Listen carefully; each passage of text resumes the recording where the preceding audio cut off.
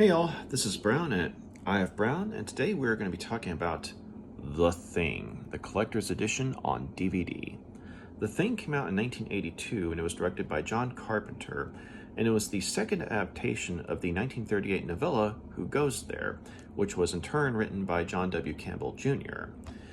But the first adaptation of that particular work was a 1951 black and white horror film called The Thing from Another World. So not only was The Thing the second adaptation of Who Goes There, but it was a remake of The Thing from Another World. And so I myself haven't actually seen The Thing from Another World, but I've heard, it's a Cold War horror cult classic, but I wouldn't be able to say whether or not it's any good. I mean, I'm sure it is, but on the other hand, though, the Thing, I can honestly say, is not only a faithful adaptation of the novella Who Goes There, but it's definitely a milestone of science fiction and horror, and a crossing of the genres.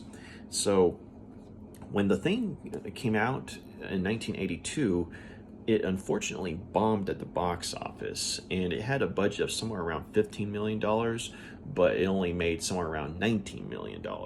But not only was it a financial bomb, but it was also something that was rather torn apart at the box office by the critics, and because even the more objective critics, they would say that, the makeup and special effects were very well done, but they were very revolting.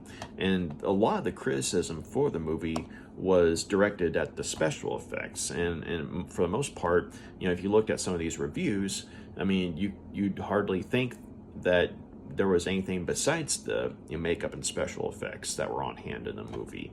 But that being said, the makeup and special effects are certainly a highlight for the film, and they're definitely something that make the film stand out above a lot of its contemporaries. But there's also this undeniable sense of dread and paranoia throughout the film, as the situation becomes even more and more out of control. I mean, you see that characters in the movie getting more on edge, and so you as a reviewer are kind of drawn into this, and even you are on the edge of your seat, because I can also honestly say that I've seen this movie more than once. The first time I watched it, I was at Quad C and I rented it from Blockbuster, but it's a movie that I've watched since then more than once, and I love it every time. I mean, even though I've seen the movie several times, there are still moments that make me jump, even though I know they're coming. And sometimes, even the, unrelenting, paranoia, is kind of contagious at times. So even when there's something that's not, say, in the area of special effects, being shown on screen, you're still on the edge of your seat because of how suspenseful the movie is. And another comparison that I would make would be to say Ridley Scott's 1979 horror classic, Alien. And so as terrifying as the monster is in that movie, I mean, the atmosphere is so unrelentingly grim once the alien rears its head, that even when you don't see the alien, you don't know where it is. You don't know, it could be anywhere. Well, with The Thing, it's more like you don't know where the thing is. It could be anyone. So yeah. But let's go ahead and get into it. So the movie kicks off in Antarctica, and there's this research station that's crewed by 12 members, and it's an American research station. And one day, this Norwegian helicopter lands at their camp, and the pilots, there's two of them, are trying to kill this sled dog that's made its way into the American camp. And one of the pilots accidentally blows himself up when a hand grenade he was trying to throw at the dog, falls out of his hand and into the snow below him, and not only blows him up, blows up the helicopter that the two Norwegians came in on. But the surviving helicopter pilot, he starts ranting and raving and trying to say something to the American team, but they can't understand him because they don't speak Norwegian. And then he starts trying to shoot the dog that came into the camp, and one of the bullets actually manages to hit one of the crew members, one of the members of the American team, right? And so in self-defense, this Norwegian pilot ends up getting killed by one of the other team members with a shot to the head. So naturally, I mean, this team at the research station, they're kind of like, what the hell's going on? What just happened? Why were they trying to kill that dog? Why were they trying to kill us? And so they bring the dog in and sort of make sure it's okay, and then they converse amongst themselves to try and figure out, okay, well, what do we need to do here? And they try to get through to the research station that the Norwegians came from, because there is another research station across the way from the American research station, but you have to take a helicopter to get there. And so they don't get any response, but so they decide to send a helicopter over there to figure out what's going on. So the character of McCready, who's the main helicopter pilot for the camp, takes the group's doctor with him, and so the two of them make their way to the Norwegian camp, and they find that it's an out and out bloodbath. I mean, something horrifying happened there, and they find evidence of something going wrong, and we're talking like, say, a bloody axe embedded into the wall, and they find one of the members of the Norwegian research team, frozen to his chair and having committed suicide by not only slashing his wrists but slashing his throat as well. But he's literally frozen solid to the chair, and the blood that that's had come out of him is literally just frozen in these streams of ice. And so they also find this block of ice that something had gotten out of, or it looks like something had come out of it. And they look through some of the notes and that the Norwegian team had, and while the doctor can't understand all of it, they're able to find these coordinates where they found this block of ice. And so McCready and the doctor, they take the helicopter and fly to the coordinates, and they find this crashed alien spaceship, and they're looking at the ice and everything, and the doctor's guessing that just based on the formation of the ice around the ship, and how embedded in the ground it is, I mean, basically he's guessing that the alien spaceship had been there for several thousands of years.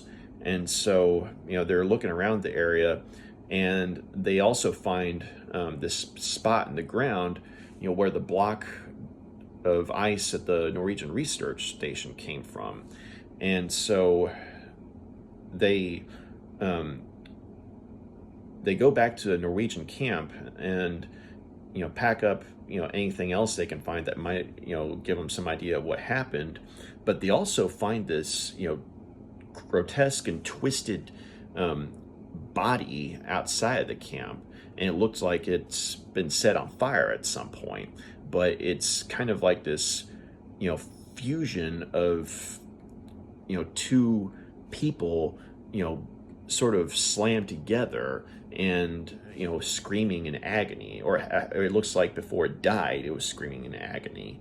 But they take that with them to the camp to bring to their biologist, a guy named Blair, to see if if he can examine them. And so once they're back at the camp, Blair's looking at the looking at this twisted body that they brought back, and it's basically saying, as far as he can tell, I mean, it's whatever it is. I mean, it's made from it's human. The tissue's human, the organs are human, but he, of course, he can't explain why they're fused together.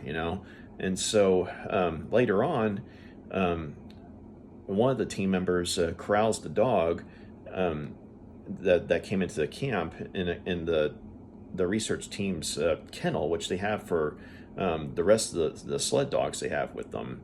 And shortly after that, this dog reveals that it is not a dog, and it's some terrifying creature that basically rips itself apart and basically becomes this tentacled, multi headed monstrosity that tries to absorb all the other dogs in the kennel and assimilate them.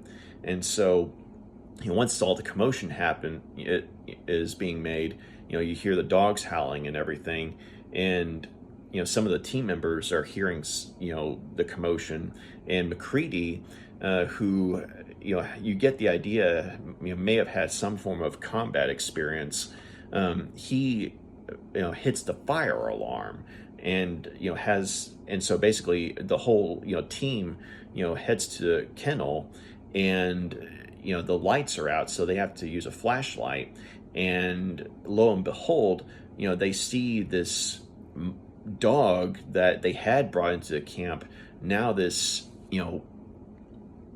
utterly bizarre monster, this twisted creature that has parts of different organisms, and and it's still in the process of absorbing the rest of the dogs in the kennel.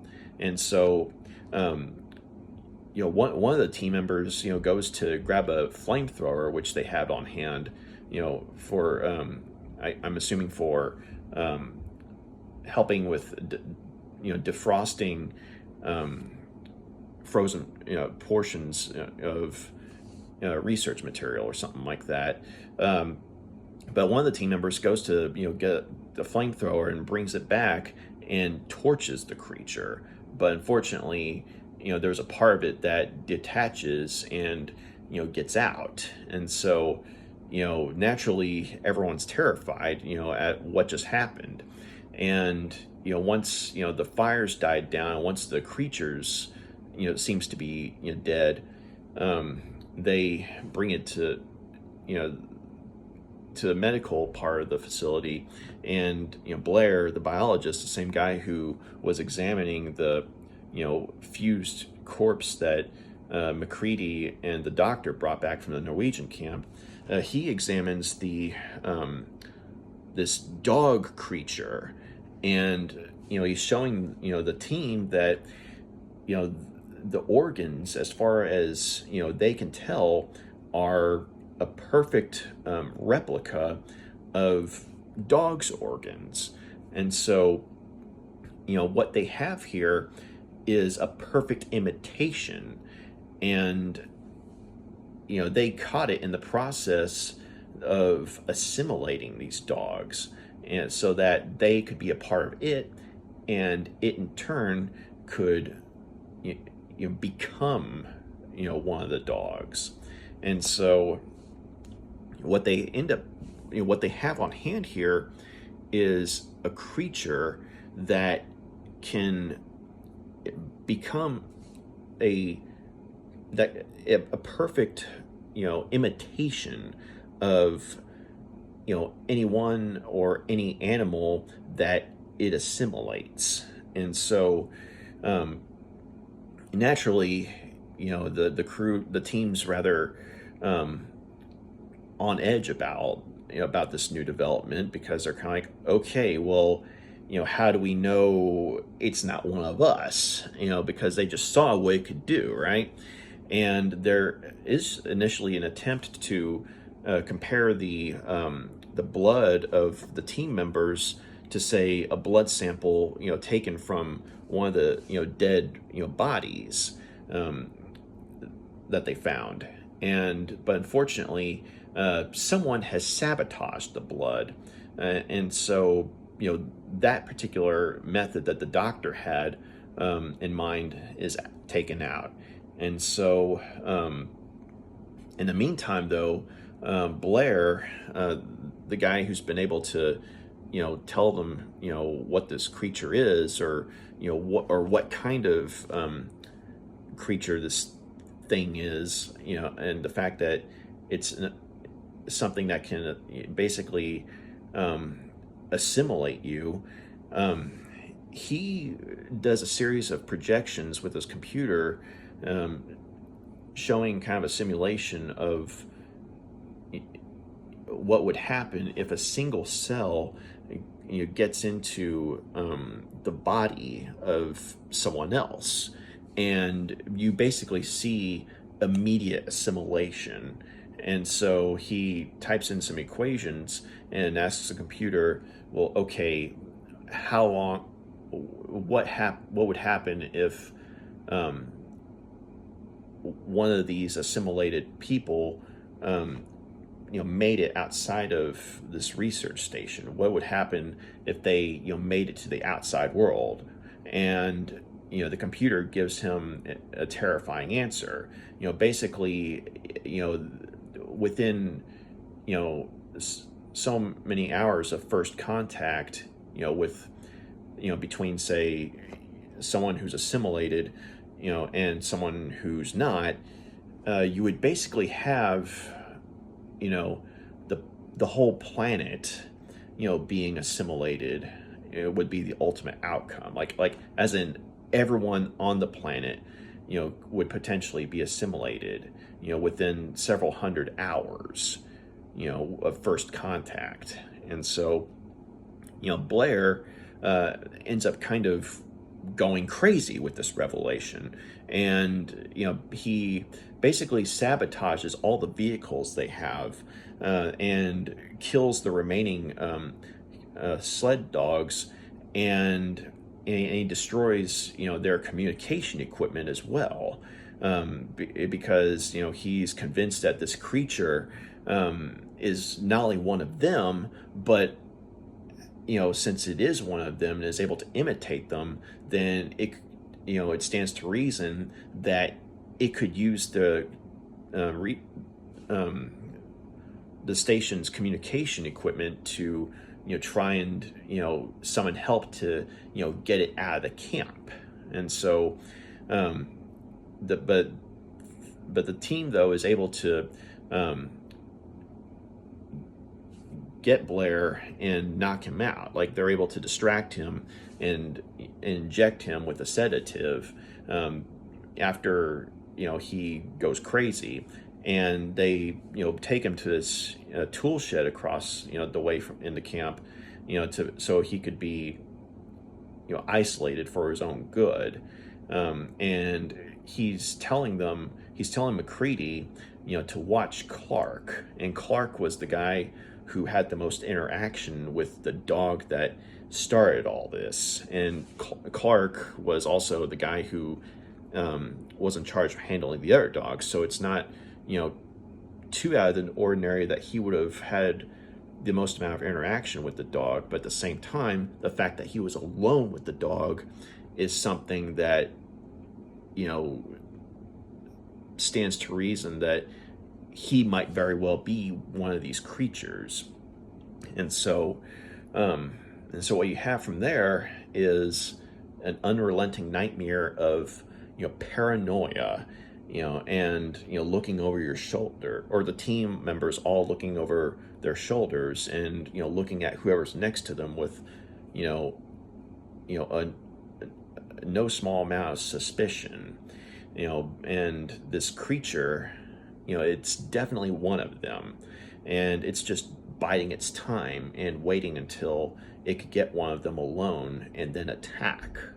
So that's the setup. That's how that's all I'm going to say about the actual plot here, because this is one of those movies that, because it's such a classic film, I don't want to say too much and spoil everything about it, but that's the plot setup right there. And so, yeah, I mean, so you have a movie that it's definitely more horror than science fiction, but there is a science fiction element in the movie because, this creature, this thing, is an alien organism of some sort that was brought here on an alien ship. So, hence you have the sci-fi angle.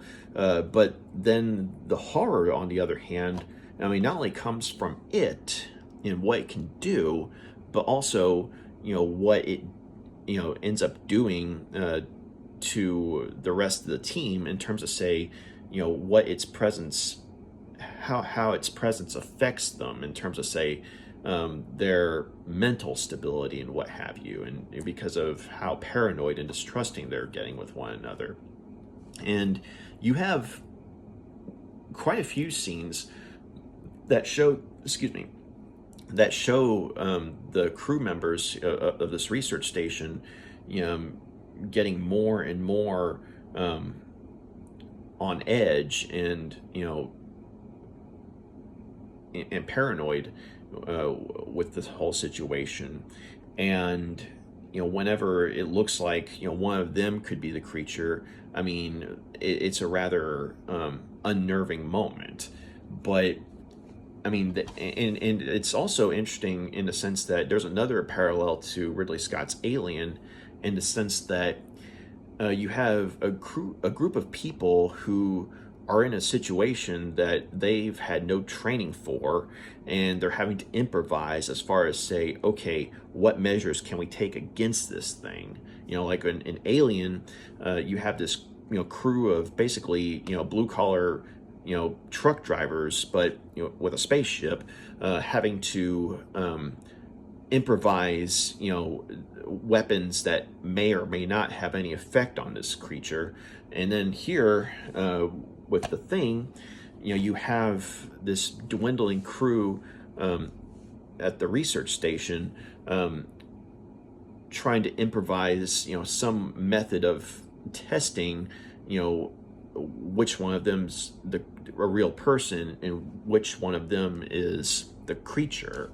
And so, I mean, watching these characters, who are in over their heads in this nightmarish situation, trying to, stay sane, and also trying to, make sure that whichever one of them is human is protected, because it's like they're trying to do everything they can to protect the real humans in the group, because they don't know which one of them's, the creature. And so it's definitely something that's catching. And you watch the movie and you get more and more on edge as it goes on, and the body count rises, of course, but and that's just with the suspense alone, right? And the tension. But when the special effects kick into gear, that's when you're in a whole different territory, because at the time that this movie was made, no other monster creation put to screen looked anything like the monster that was on hand here, or the forms that the monster takes, because there are multiple forms that it has, because there are multiple assimilated bodies that it uses. And so so you might have one person who up until a certain point was thought to be human, have, say, their head detached from its body and grow spidery legs and walk off, little creepy things like that. And then it's just, and then when you see the creature eschewing the humanoid forms and tapping into something that's more along the lines of extraterrestrial in terms of appearance. You catch a glimpse of these alien body parts that have been chaotically fused together. And at one point, one of the forms, like you see what looks like, maybe a heart beating or something like that, but then it opens up and you see this eye looking at everyone, and and it's creepy stuff like that. Or you see fleshy folds on one of the creature's bodies, opening up to have these monstrous hands come out and reach for the ceiling to make an escape. And so yeah, I mean, I think the first thing you see in the movie, as far as the special effects go and the monster effects, is the scene when the dog basically just tears itself apart and starts trying to assimilate all the other dogs in the kennel. And if you like dogs, you're probably gonna have a hard time watching this scene because it's pretty disturbing what happens to them. But to this day, though, I mean, I know it's gonna happen, but it's like there's this buildup, and something's not right. Because you're like, okay, why were these Norwegians trying to kill the dog? Was it rabbit or something? But then, when it's left in the kennel by itself with the other dogs, it's just sitting there. And, and then you see the other dogs just sort of start to, look at it and then start to growl, and then it starts to growl. And yeah, what it becomes is just disgusting and terrifying in the best way possible for this kind of movie. And so the person that was in charge of the makeup and special effects, like in terms of the monster effects, was a guy named Rob Bottin. I think it's how you say his name. It's Bottin, and he had worked with John Carpenter on The Fog, and he did like some of the makeup for the undead characters in the movie, and so he also went on to work on Ridley Scott's Legend, and his work in that movie was actually nominated for an Academy Award. And so and going from there, Rob Bottin would go on to work on films like Explorers and Inner Space, but he would also go on to work on the original RoboCop, as well as Total Recall. And Total Recall is something that, if I remember correctly, actually got him an honorary Academy Award, in best makeup effects category, I believe. So the guy's definitely done some top-notch work throughout his career. Like The Thing, I mean, some people would probably consider this the piece de la resistance, I hope I'm saying that right, of his career, because, I mean, in his own words, he wanted to create a monster that was unlike anything that had been seen before.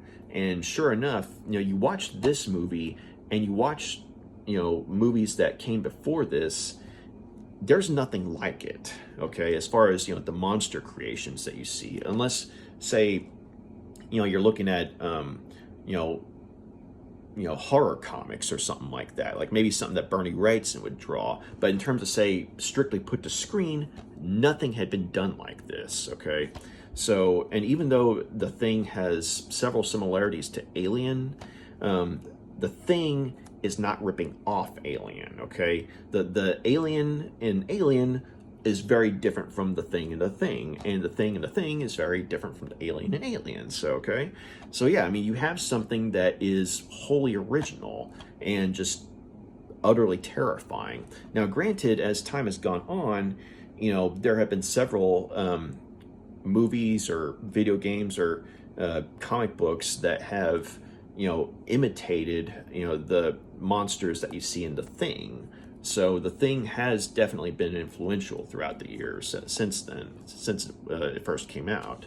But something that I found interesting was that there was one of the makeup and special effects scenes, with the creature, namely the dog scene, actually had some work by Stan Winston, because at that point in time, Rob Bottin was basically overworking himself, and like he was staying on set and sleeping on set. He was working 7 days a week, and so it was an instance where he had to have, he needed some help, right? And so Stan Winston did a lot of the work for that particular scene with the dog, but he actually went out of his way to stay quiet about it. Like he said, hey, don't put me down as being in charge of this, like because he didn't want to steal the scene from Rob Bottin. And Stan Winston at this point in time definitely was a more well-known figure than Rob Bottin was. But I just thought that was pretty cool at Stan Winston. I mean, yeah, he did a lot of the makeup and special effects for that scene, but he went out of his way to be uncredited because he didn't want to steal the spotlight from Rob Bottin. Because when people find out that Stan Winston's involved, they're going to assume that he's the guy in charge of makeup and special effects, when he was just dropping in to help a fellow effects artist out. So I thought that was actually pretty cool, and it said a lot on Stan Winston's character. But as far as the rest of the makeup and special effects, I mean, Rob Bottin was definitely the guy pulling the strings as far as that goes. And the stuff that you see is just in terms of science fiction and horror, the visuals you see in those genres are just, in this movie, are just unforgettable. But as far as, say, like the characters, you don't get a lot of time with them in terms of, say, let me phrase that.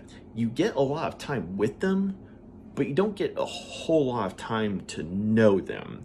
And you get just enough exposition, before things go to hell, to where, even if, say, certain characters have less screen time than the others, they're still memorable. And so the ones that have the lion's share of screen time, even more so. I mean, they're even more memorable. But the point is, you have characters like, say, MacReady, who's played by Kurt Russell, and the main character of the movie, getting a lion's share of the characterization, but you also have, as well as screen time, but then you also have Keith David as Childs. He's one of the other characters that Childs is one of the other characters who gets a good amount of screen time. And Keith David, I mean, it's impossible, I think, for Keith David to give a bad performance. And this is one of his earlier movies, if I remember correctly, and he did a really good job in the part, and kind of held his own with Kurt Russell and all the other actors, because you also had, I mean, Wilford Brimley, who was fantastic in this movie as the biologist Blair. And it's interesting seeing Blair, as played by Wilford Brimley, go from a guy who's in his element with the biology side of things, but then becoming more and more terrified of what he's finding and implications. And so it's like a mini storm that's building up with his character. And so when Blair ends up going batshit crazy, I mean, Wilford Brimley just pulls it off beautifully, and sells the whole, this guy's lost it angle. And so it's like, it's funny, because I remember the first time I saw Wilford Brimley was in this movie called Cocoon, and Ron Howard directed that one. But that movie had a pretty good cast, but that was the first time I ever saw him in anything. And so when I realized that the guy, that Blair was played by the same guy, I'm like, man, this guy's good. So because I mean, they're two very different performances, right? But I think Cocoon is something that a lot of people remember Wilford Brimley from. But you see him in this movie, though, it's night and day. But then, of course, you also have people like, give me a sec, Richard Dissart as Dr. Copper, who is the main doctor for research station, and he's the one who goes with McCready to the Norwegian camp. And I liked his character, because I mean, he's one of the ones that has a good amount of screen time, but he does a good job of playing this affable doctor for the team.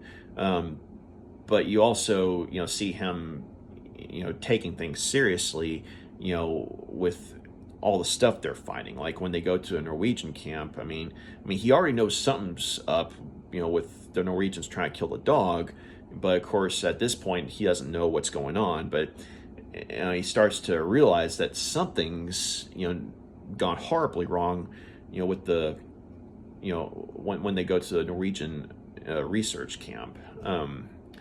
And of course, when he tries to come up with certain tests to figure out which one of them is the creature, and then when he comes to realize that one of them not only is the creature but is actively sabotaging his efforts, I mean, you kind of see him start to get paranoid too.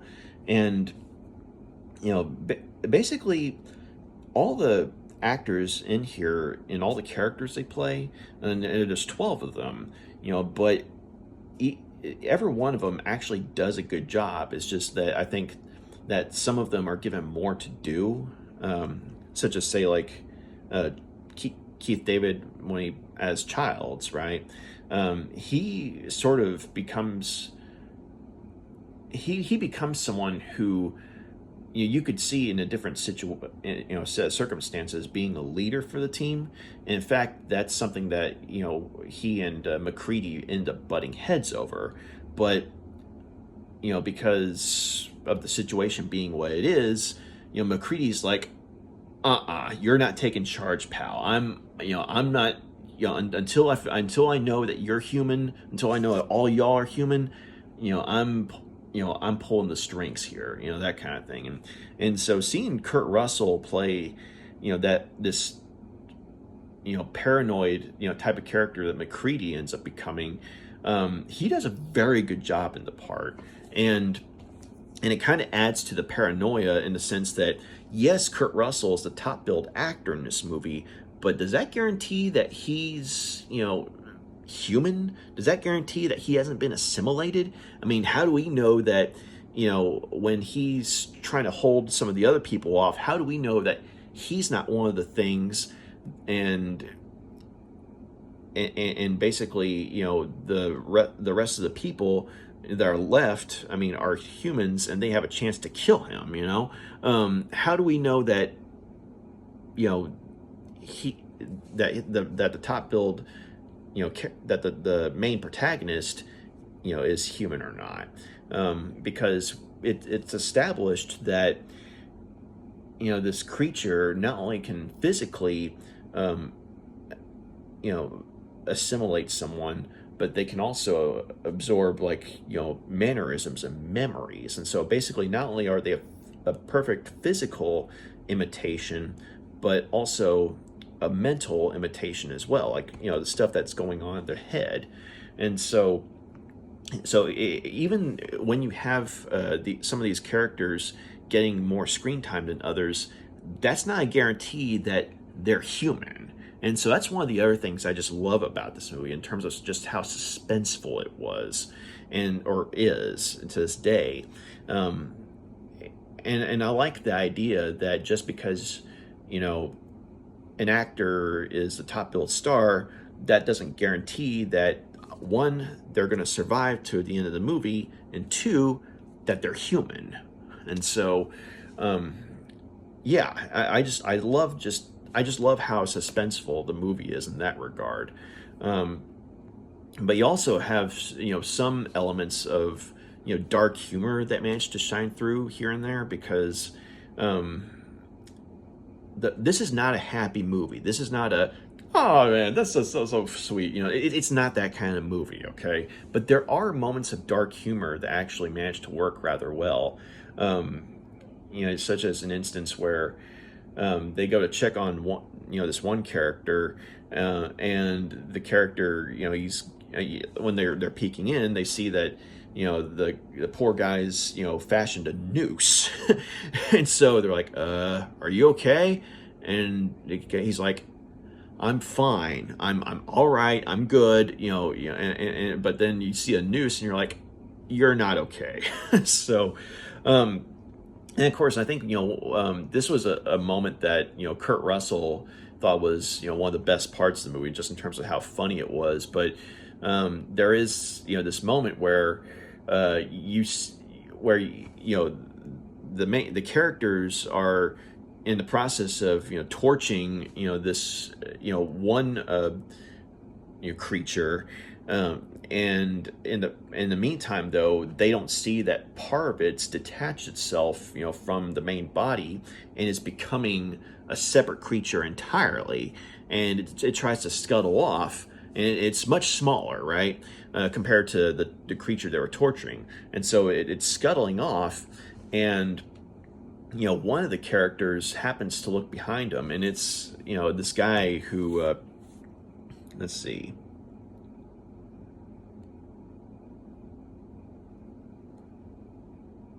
I'm trying. Okay, Palmer. I think that's his name. David Clennon plays him, but Palmer was a fellow was one of the other pilots for the camp, next to McCready, but he tends to get stoned a lot, so it's kind of understandable why. When Dr. Copper wanted to go to a Norwegian camp, he wanted McCready to fly as opposed to Palmer, because Palmer's like, so, but Palmer happens to, look behind everyone while they're, trying to make sure that this, creature they've torched is actually dead. Palmer just happens to look behind everyone, and he sees this creature, this smaller creature, scuttling off, and he's like, "You've got to be blanking kidding me!" And just the way he does it, it's very dry and deadpan, but very relatable at the same time, because it's like, could the situation get any worse, right? And also just seeing how grotesque the creature looks. It's like, what they saw initially was bad enough, but then when they see this other creature, it's kind of like, yeah, you gotta be kidding, right? And so just that moment, like when he says that, and then everyone else turns around and like, it's that kind of bit. But Kurt Russell on the commentary, he's talking with John Carpenter about he's like, that part, I just love that line. And he said, like, that's his favorite line in the whole movie, as far as what the funniest thing, because the movie's not a comedy, but it does have the occasional bit of dark humor that shines through. So they're welcome. But yeah, and also just the production design on this movie is very well done too. I mean, the people that put together the setting and everything, or the set for the research station, as well as the Norwegian camp. I mean, both places, they look, they look like places that could conceivably be lived in. And of course, like in the case of the Norwegian camp, I mean, it looks like a place that, yeah, it may have been lived in once, but not anymore, because of how torn apart it is, because obviously something went wrong there.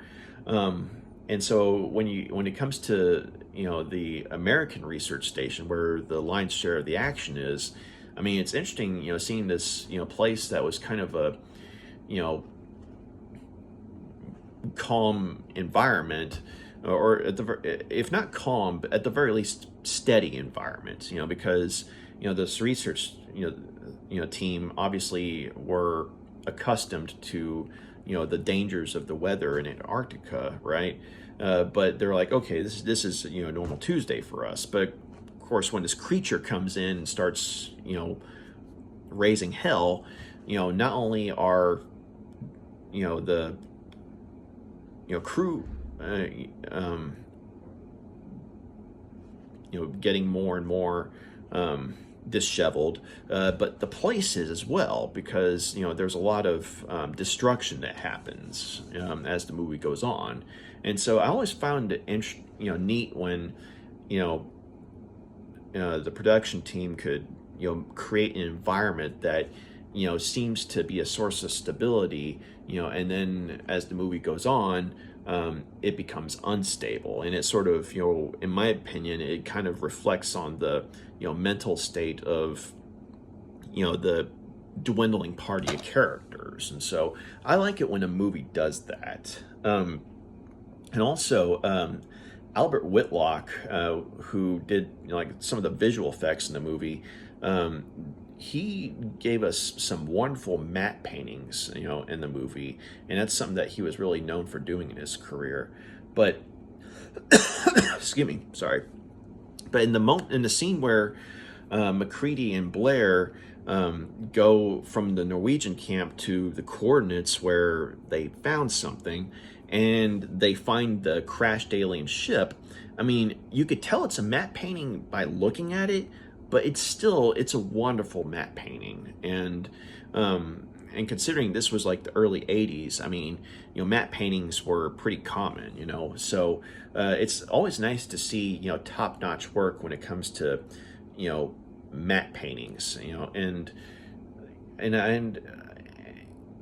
like it when, something that isn't full-on CGI can still give us the illusion that, certain characters are, looking down at something. Like in this case, the characters, MacReady and Dr. Copper, it's like from a distance, looking down on this crashed alien ship. And it's a great moment, just visually, So, and also, I'd be remiss if I didn't mention the, wonderfully terrifying score by Ennio Morricone, who did a lot of work on Western films, but John Carpenter pulled a win when he was able to get him on this movie, because the score he does here, I mean, he's no stranger to doing ominous scores, but when you listen to it in this movie, it's just this dun dun dun dun dun dun. And it starts with that, and as it goes on, it just becomes more and more ominous, and there's like this rise and fall at times, where, I mean, you just know that this movie's not going to have a happy ending, okay? Like, even if, say, the chaos doesn't start until, a good way through, you just know that this movie's not going to have a happy ending just based on the music alone, right? So you got John Carpenter directing and Ennio Morricone scoring. You're like, okay, yeah, this is going to be a horror movie. So, and this is before, like, you see, the makeup and monster effects and what have you. It's just, that atmosphere that Ennio Morricone is able to, bring to, the movie, and just adds to it, So, yeah, definitely one of his best scores, in my opinion. And in fact, in the Quentin Tarantino movie, The Hateful Eight, Tarantino actually, got him to, do the music on that movie, which was a Western, but it was definitely influenced by The Thing. I mean, Tarantino went on record to say that, his movie was influenced by John Carpenter's The Thing. And in fact, you have one of the main actors from The Thing being one of the main actors in Hateful Eight. But Ennio Morricone, when he did the score for that movie, there were certain moments where he used deleted scores from The Thing, but reincorporated them into The Hateful Eight. And you watch that movie, or at least you listen to the music in that movie, and you listen to the music in this movie, you're like, there's a connection. So yeah, I thought that was pretty cool to find out about that. Of course, when this DVD came out, that was before Hateful Eight ever came out. But watching The Hateful Eight and then watching this, you're kind of like, got it. So,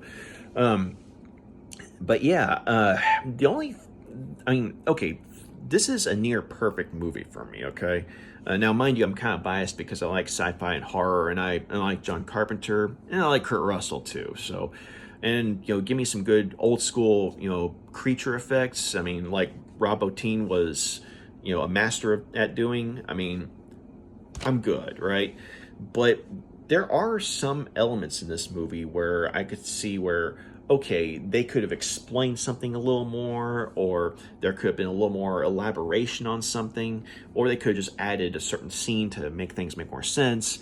So this is kind of a personal thing for me, but as wonderful as the matte painting shot of the crashed alien ship is, I do wish that, they had filmed some scenes of MacReady and Dr. Copper somehow.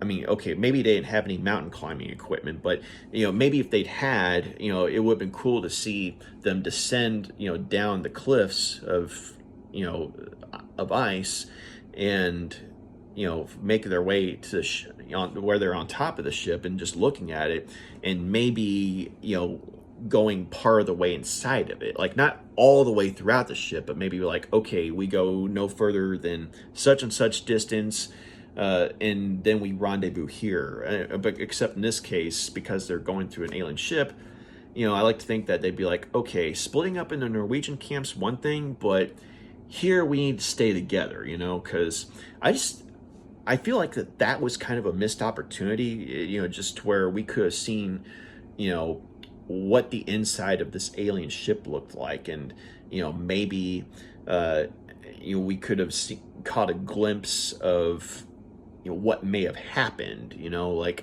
because the way the movie has it, we don't know if this creature was the pilot of the ship or something that was on the ship and got loose.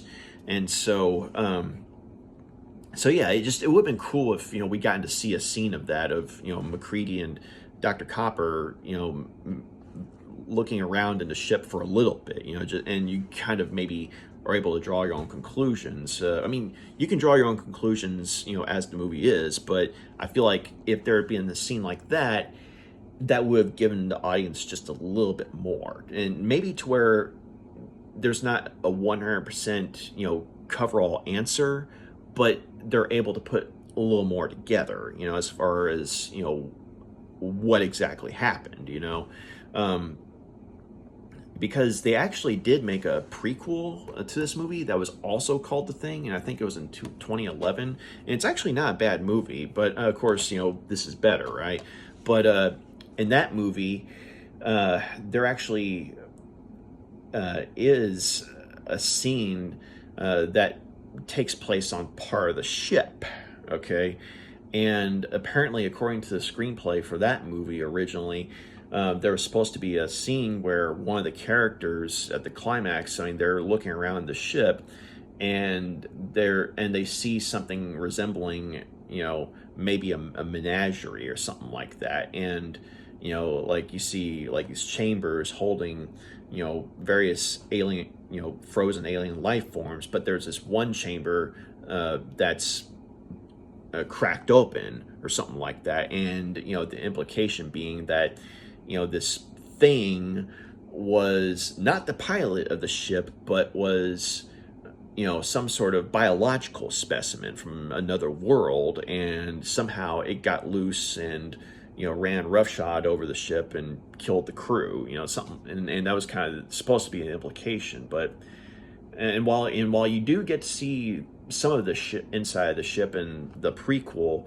unfortunately you don't get to see that scene. It was just in the script, if I remember correctly, but they never filmed it, or if they did film it, they cut it for some dumb reason. But okay, so going back to this, you unfortunately don't get a scene like that in this movie. I mean, you do get that awesome shot, where you see MacReady and Copper, looking down, and you see the ship, and you see them up on the cliff, and they're just like these tiny figures, and and then you see the ship, and you see how big it is, and you're like, whoa.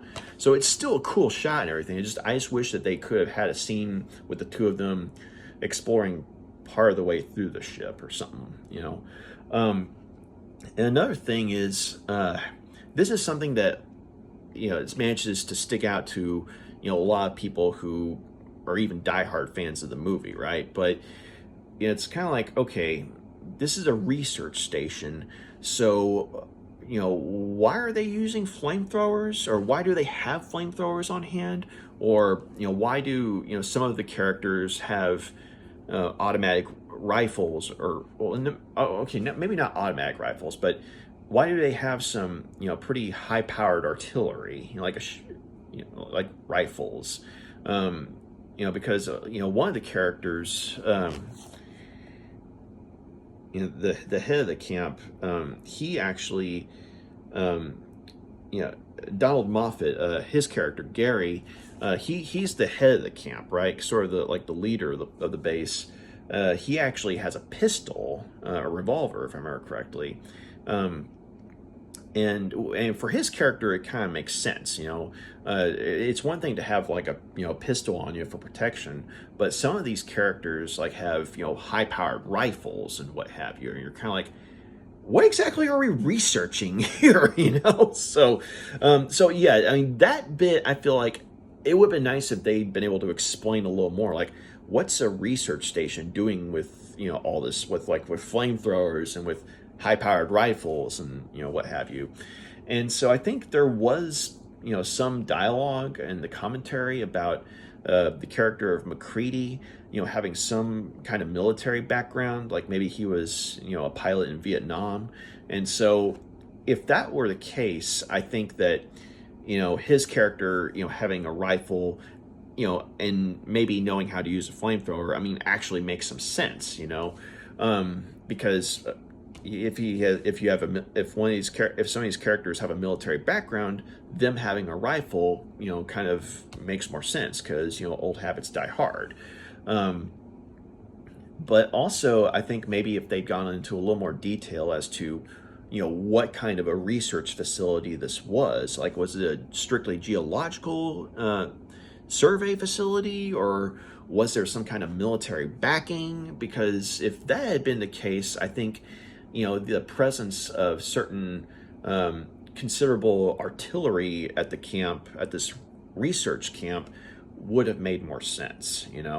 Like if the military is bankrolling this thing, they're kind of like, okay, yeah, you want a flamethrower, you got it.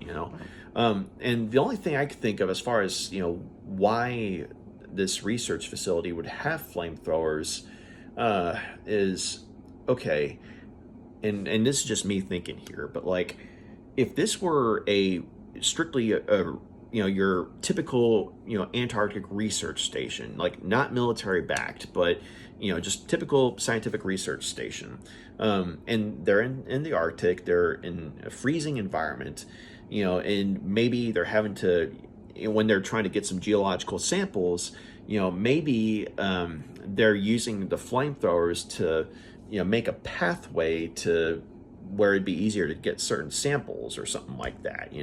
I mean, that would make sense, okay? And I wouldn't have a problem with that. I just think that I feel like the movie would have made more sense in that context if we had gotten some form of exposition as to what kind of research facility this is. Because otherwise, if these are supposed to be your typical ordinary scientists, with maybe a couple of blue collar workers on hand, then you're kind of like, well, okay, if these are just humdrum scientists, what are they doing lugging around flamethrowers, or what are these dudes doing with high powered rifles? So like I said, I just think that if they have a little more exposition as to what kind of work this place is, and exactly why the flamethrowers are there, I feel like that would have helped the audience to be more immersed in the story. Because I've talked to a couple of people over the years who, I mean, some of them liked the movie, some of them didn't. But even the ones who did like the movie were kind of confused as to why, such weapons were at this, humdrum this humdrum, scientific research facility, and there's nothing about it being something along the lines of, say, the Umbrella Corporation or anything like that. So if that had been the case, okay, yeah, some weapons, like that would have, not been out of question, but, there's nothing in the dialogue indicating that this is a, military, bank or government or black ops government backed research facility. As far as we can tell, it's just an ordinary, research facility. So yeah, I just think that if there had been a little more exposition as to what kind of work they're supposed to do and exactly why the flamethrowers are on hand, as well as, okay, we can infer that certain characters may have had a military background, hence why a couple of them, nonchalantly are able to, use high-powered rifles. We can infer that, but I just think that if there had been a little more in the way of dialogue, I mean, not like a whole lot would be needed, but just a little bit of dialogue about some of these characters having had time in the military, I think that would have gone a long way to helping the audience to, basically buy the scenario, because when the scenes come up, when the weapons are brought in hand, some people found it kind of took them out of the movie for just a little bit. Like, they're still able to enjoy the movie, but at the same time they're kind of like, what are these doing here? So yeah, just a little more exposition in that regard, I think could have helped to tidy that over. I'm trying to think. Like, and this is me kind of nitpicking, I guess, because the special effects in this movie, like the makeup and practical effects, I mean, to this day are amazing. Okay, and I'm speaking as someone who's perfectly aware that special effects have come a long way since the 80s. Okay, but for the 80s, these are top-notch makeup and special effects, right? But there are moments, where, I guess it's also because I've seen this movie more than once.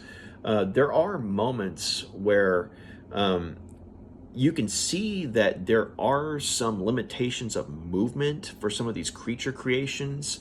Like, you might see, for example, an arm coming out of a fold of flesh, and yes, you're seeing this arm come out and there is movement, but then you might see, like, on the fingers, there's no movement whatsoever, whereas, so if it had been something like arm comes out and then and monster's hand is doing this number and you're seeing movement, I mean, that would have been like, okay, yeah, this looks real, and on first viewing or so, these effects do look real, okay? And some of them still look real to this day, but you do see some limitations of movement, as if you watch this movie more than once and, like, you kind of do a double take, because the makeup effects still look amazing, but, like, when you see parts of the body moving, you see other parts not moving, and so when that happens, you can kind of be like, okay, yeah, this isn't real, that kind of thing. But that's mainly me nitpicking, okay? Because the special effects are done well enough to where you might be able to notice it, but you can kind of put it to the side, because this isn't like some cheap C-level movie here we're talking about. This is like top-notch quality was put into this. And one other thing that I would say, and this is just like a personal thing here, but when the movie, when it opens up, one of the first things you see is, I mean, before the title sequence, you see the alien ship, flying, throughout the stars and then crashing on Earth. And so, and then you see, that awesome title sequence where the thing is literally burned into the screen, right? But I think that, I mean, as cool as a spaceship looks in that shot, Um, I think that it might have added to the horror of the movie if that shot had not been in there. Like, if, say, you have the title sequence, without the spaceship uh, being shown to crash on Earth, uh, you would just have like this, ominous buildup, after the title sequence, and then you have the dog, becoming this monster, and and then, and of course, I mean, and before that, you'd have the wonderful shot of finding the crashed spaceship. So if that matte painting shot had been all you saw of the crashed spaceship, I think that would have been maybe a little more impactful than it was already, because you watch the movie and you take that shot of the spaceship out of the shot of the spaceship crashing on Earth. I just think that would have added to the horror, because maybe you have the characters see the spaceship at the bottom of the ice, and that's all you see of it, and you're kind of like, okay, we know that this creature, that something's about to happen with the ship, right? And then when the monster, when the dog reveals itself, I mean, we're like, okay, yeah, we're definitely dealing with alien shit. Whereas I guess it's a similar criticism I have with the first Predator movie, because the first thing you see in that movie is the Predator ship flying by Earth and ejecting some kind of pod, or maybe a smaller ship with the Predator in it, and so right away you're dealing with an alien threat. And so I just think that we might have known that we were dealing with an alien threat, but it would have been a better reveal if that opening shot of the alien ship crashing on Earth hadn't been there. So, but all in all, though, I mean, The Thing is a great movie, and it's something that still holds up. So I'm going to go ahead and give The Thing 5 out of 5 stars. This was an excellent movie. And as far as special features go, I mean, I know that there's been there's been a Blu-ray release of this movie that has even more special features, but this is what I got, right? But don't knock the DVD though, because you have a good remastered picture quality, as to where it's like, I mean, yeah, it still looks like something from the 80s, but it's not all grainy or anything. It's pretty clear. And you have a really good commentary track with Kurt Russell and John Carpenter. And anytime you got those guys sitting down to talk or do a commentary, you're going to be in for a good time, because these two guys, I mean, they have a good history of working with one another, and to a point where they've genuinely become friends over the years. And so you're literally just it's like you're listening to two old friends catching up with one another. But of course, they have a lot of observations about the movie and a lot of good stories and what have you. And some of the stuff kind of overlaps with the documentary. That's John Carpenter's The Thing, Terror Takes Shape.